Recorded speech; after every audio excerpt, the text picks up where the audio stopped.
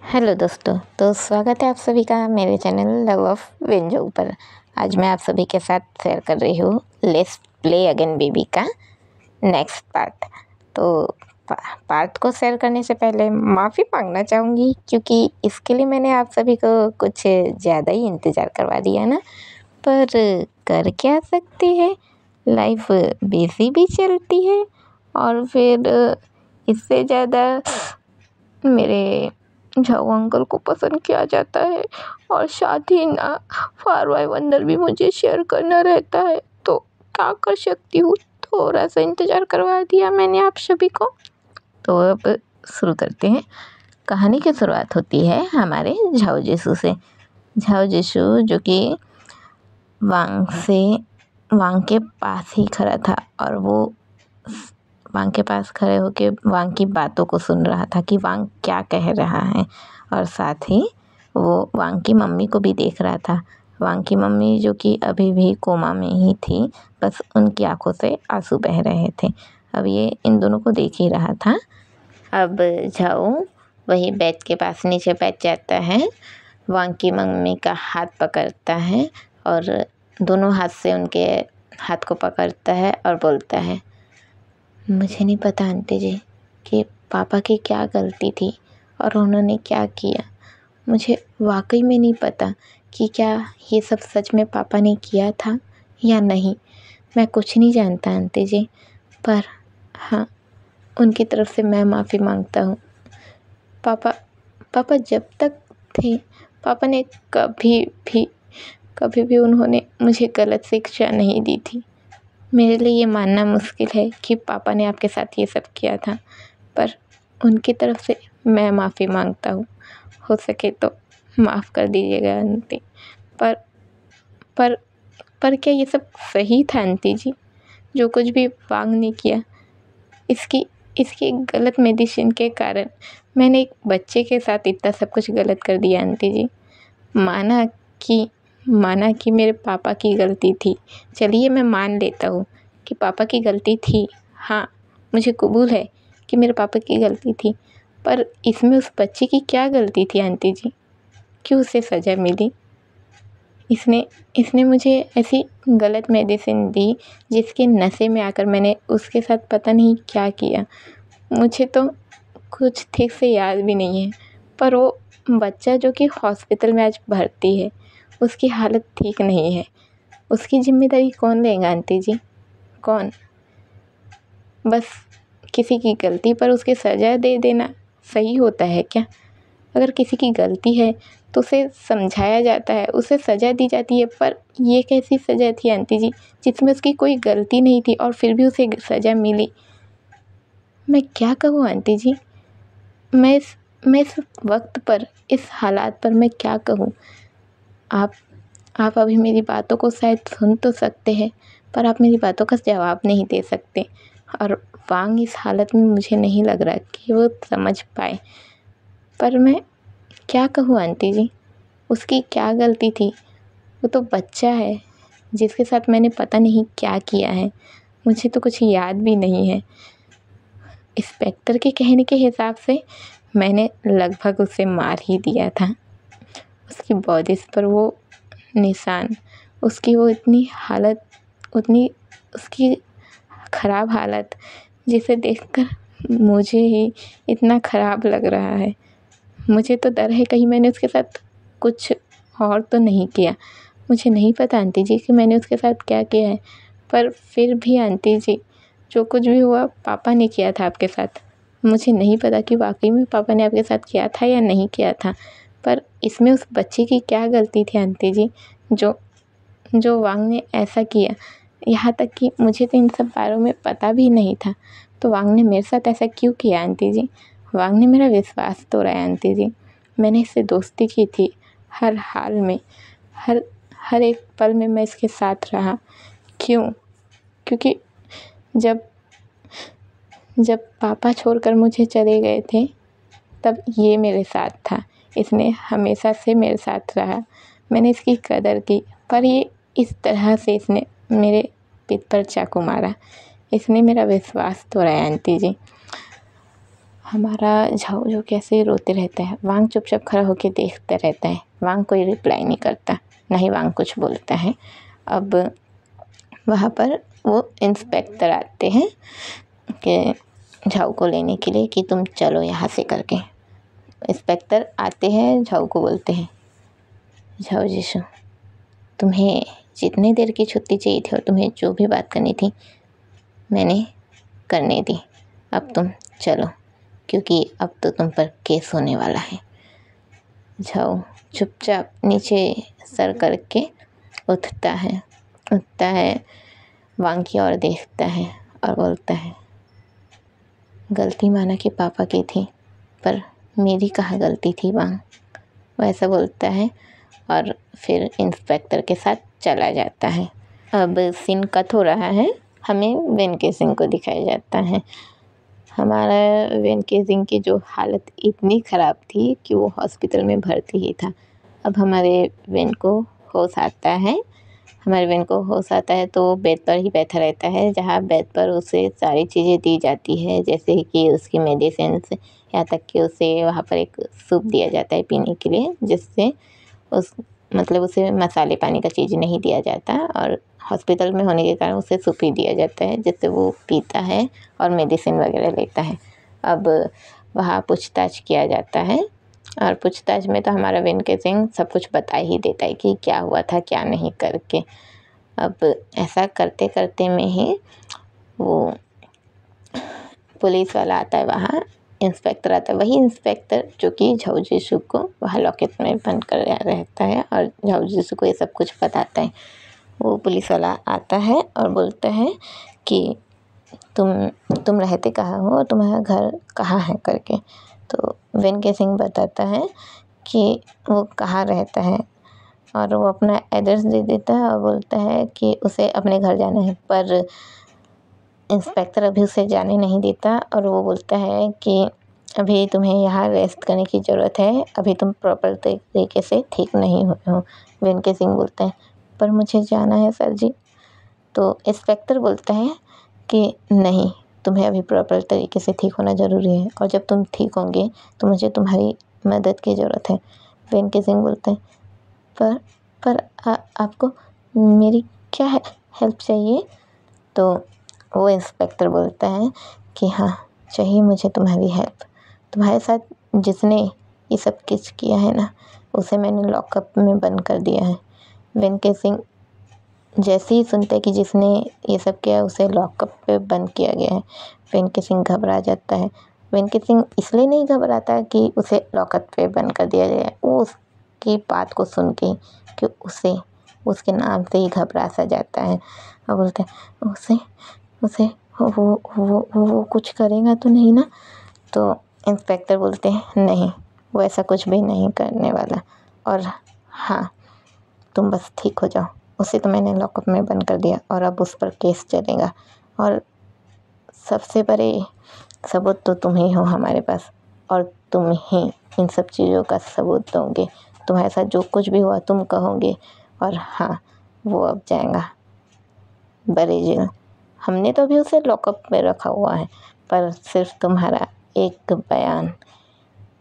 बयान से वो फांसी के तख्ते तक भी जा सकता है। वेंकी सिंह घबराया हुआ रहता है और बोलता है, पर वो मुझे कुछ करेंगे तो नहीं ना। तो हमारे इंस्पेक्टर बोलता है, नहीं, वो तुम्हें कुछ नहीं कर पाएगा, अभी वो लॉकअप में है। अब सीन कट होता है, हम आते हैं हमारे वांग के पास। हमारा वांग जो कि अपनी मम्मी के पास वैसे ही खड़ा रहता है और उनके हाथों को पकड़ लेता है, हाथों को पकड़ के अपने गालों पर रखता है और बोलता है, मम्मा, ये झाऊ ने क्या कहा मम्मा? मेरी गलती थी मम्मा, ये सब में मैंने उसका विश्वास तोड़ा। हाँ मम्मा, मैंने तोड़ा उसका विश्वास, पर मैं क्या करता मम्मा? आप कहिए ना मम्मा, आप उठिए ना मम्मा, आप समझाइए ना मम्मा, मैं क्या करता? एक पल में मेरी दुनिया उजड़ गई थी मम्मा। एक पल में एक कॉल से मैंने मैंने अपने पापा को जाते हुए देखा। एक पल में मैंने आपको कोमा में जाते हुए देखा। एक पल में मेरी सारी दुनिया उजल गई थी मम्मा। और उसे लगता है कि मैंने उसके पीठ पर चाकू मारी। मैंने उसके पीठ पर चाकू मारी, पर क्यों मम्मा? उसके पापा ने आपके साथ ये सब कुछ किया और मैं उसे सज़ा भी ना दूँ? उसके पापा को तो उन लोगों ने मार दिया। उन लोगों ने उसके पापा को क्यों मारा, कैसे मारा, वो मुझे नहीं पता मम्मा। पर मैं क्या करता मम्मा? मुझे तो गुस्सा आया था ना मम्मा। मैंने एक पल में सब कुछ खोया था मम्मा। मैंने अपने पापा को अचानक से ही दम तोड़ते देखा था। मेरी आँखों के सामने वो बिल्कुल ही शांत हो गए थे। मैं उन्हें चिल्लाता रहा, उनके प्यार के लिए उन्हें तरसता रहा। आप इतने सालों से यहाँ कोमा में हैं। मैं लगभग 12 साल हो गए मम्मा। 12 सालों से मैं आपके प्यार के लिए तरस रहा हूँ। और यहाँ तक कि पापा के भी प्यार के लिए तरस रहा हूँ। और जब कहता है कि मैंने उसकी पीठ पर चाकू मारी है, मैंने उसे धोखा दिया है। धोखा किसने दिया है मम्मा? मुझे तो मेरी किस्मत ने धोखा दिया है। ये सब मेरे साथ ही होना था। उस रात को आपका रेप, और फिर अचानक से पापा का चले जाना, और आपका बिल्कुल ही ऐसे शांत हो जाना, मुझसे कुछ भी ना कहना। मैं हमेशा आता हूँ मम्मा आपके पास कि आप एक बार तो मुझसे प्यार से बात करें, मेरे सर पर हाथ रखे और मुझे समझाए कि सब ठीक हो जाएगा मम्मा। पर आप नहीं करती मम्मा। मुझे याद आती है मम्मा, मुझे भी गुस्सा आता है मम्मा। जब मैं जाऊ के साथ उसके घर खेलने जाता था, मैं देखता था उसकी मम्मा उससे कितना प्यार करती है, उसके साथ खेलती है। मुझे जेलसी होती थी मम्मा, मुझे होती थी जेलसी। मैं जेलस फील करता था। मैं देखता था उसकी मम्मा उससे प्यार कर रही है, उसे प्यार से पुचकार रही है, पर मेरी मम्मा नहीं है मुझसे प्यार करने के लिए। मुझे हर्ट होता था मम्मा, बहुत ज़्यादा हर्ट होता था। अब अपना वांग जो कि अपना ऐसे रोते हुए ही उनके हाथ को पकड़ के वही उनके जो बिस्तर रहता है वहीं पर वो चुपचाप सो जाता है और सिसकते रहता है, और उनसे बात करते हुए वो सिसकते ही रहता है। तभी अब थोड़ी देर हो ही जाता है कि थोड़ी ही देर में हमारे वांग के सर पर कोई प्यार से हाथ फहराता है, और प्यार से उसका एकदम प्यार से ऐसा लगता है जैसे वांग को ऐसा फील होते रहता है जैसे कोई प्यार कर रहा हो उसके सर पर। बहुत ही प्यार से उसके सर पर हाथ फहराया जा रहता है। वांग धीरे से अपनी आंखें खोलता है और मम्मा ऐसे बोलते हैं। फिर उठ के देखता है कि उसके सर पर कौन हाथ फिरा रहा है, और जैसे ही देखता है वांग के होठों पर एक मुस्कान आ जाती है। अब सीन कट होता है, हम झाऊ के पास आते हैं। झाऊ जो कि उसी लॉकअप में बंद था।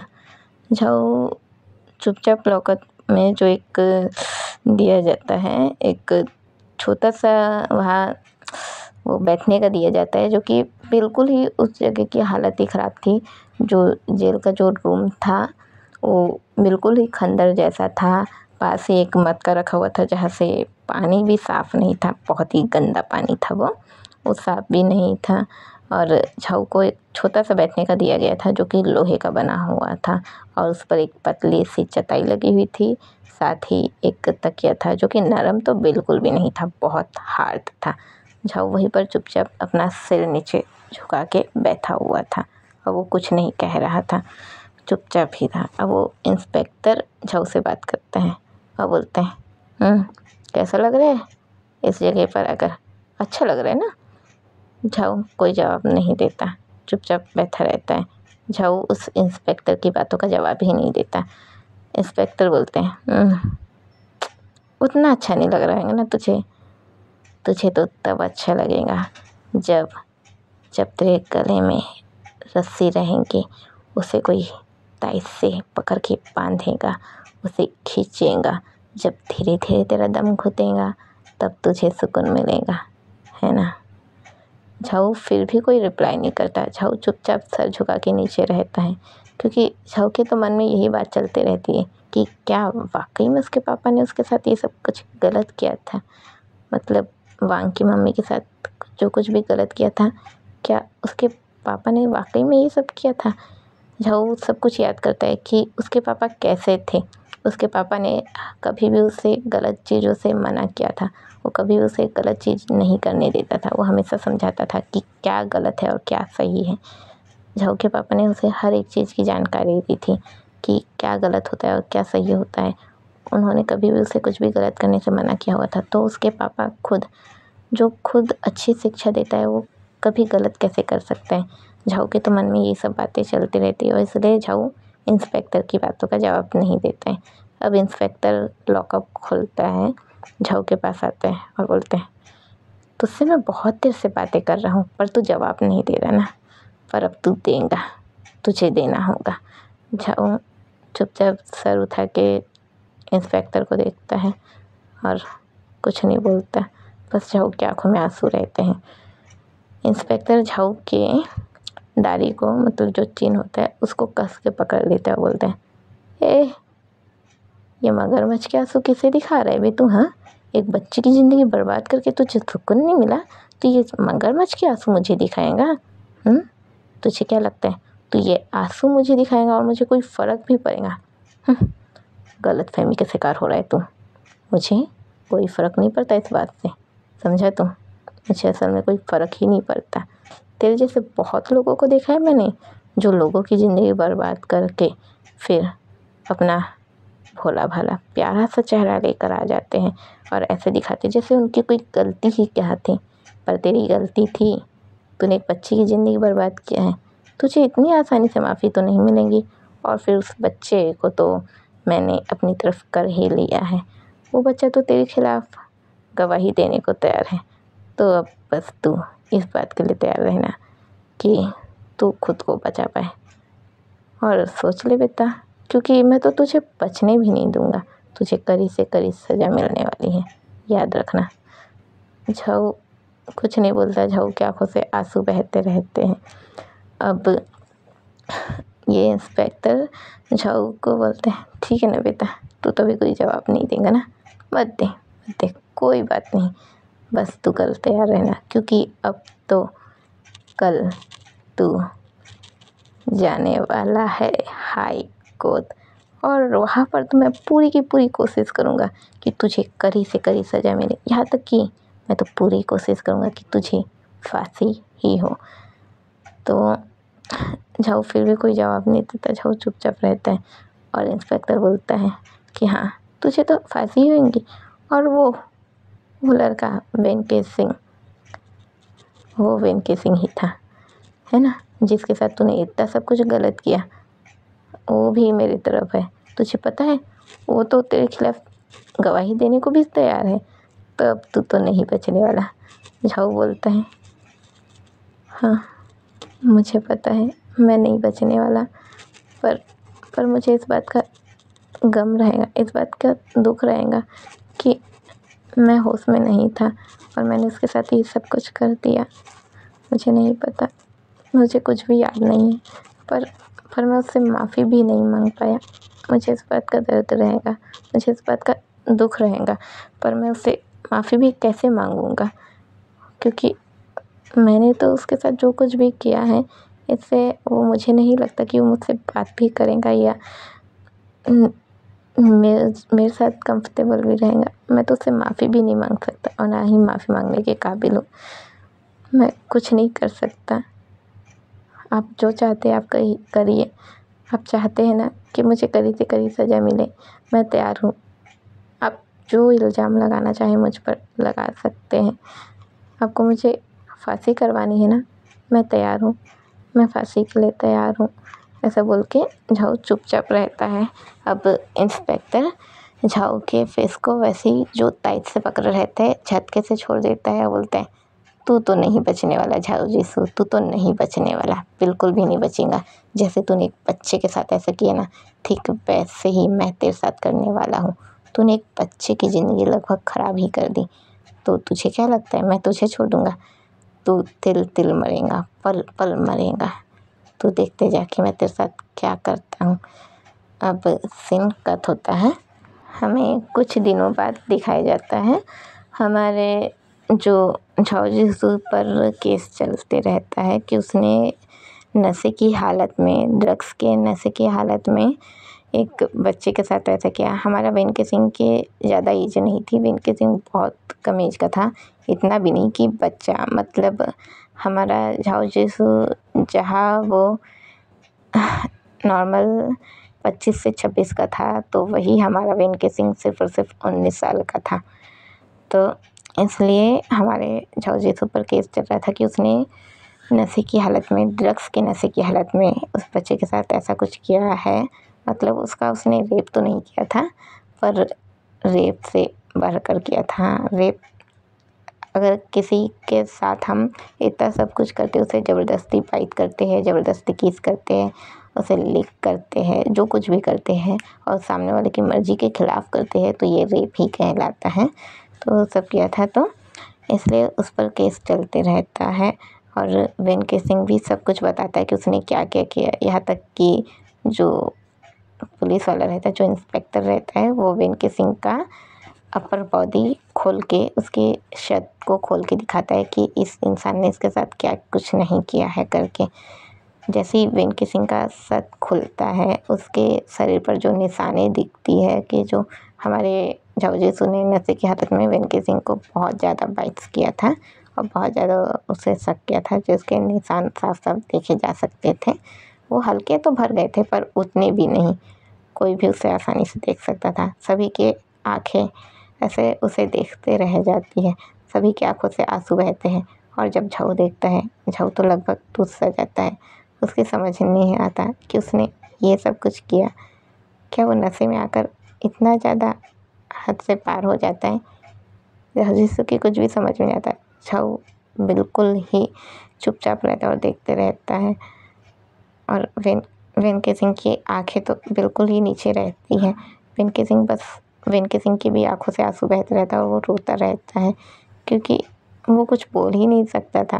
वो इस जगह पर क्या बोले कि उसके साथ इतना सब कुछ गलत हुआ है, जिसे वो जानता भी नहीं, उसने उसके साथ ऐसा कुछ किया है करके।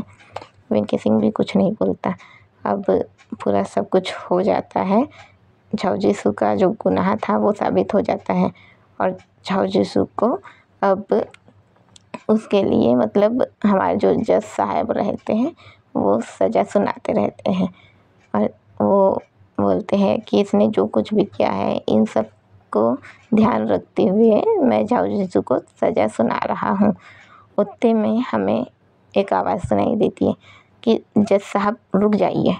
जैसे सुनाई देती है, जज साहब रुक जाते हैं और सभी रुक जाते हैं और बोलते हैं कि आवाज़ किसकी थी करके।